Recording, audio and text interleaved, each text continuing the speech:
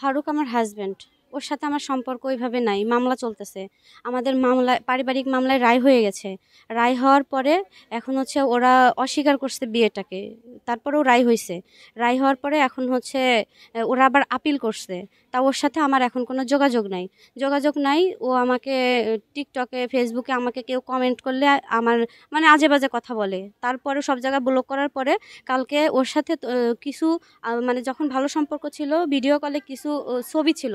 এই ছবিগুলো ও করছে কি ওই আমারে ব্ল্যাকমেইল করার জন্য পাঠাইছে যে এই ছবিগুলো দিয়ে তোর ভাইরাল করে দেব, তুই এটা করিস ওইটা করিস, জজ কোর্টের এর সাথে ওর সাথে। আমি তারা যদি আমার সাথে পরিচিত হয়, একজন যদি একজনের সাথে দাঁড়ায় ছবি তোলে এটা কি দোষ? একজন যদি ডুয়েট করে এটা কি দোষ?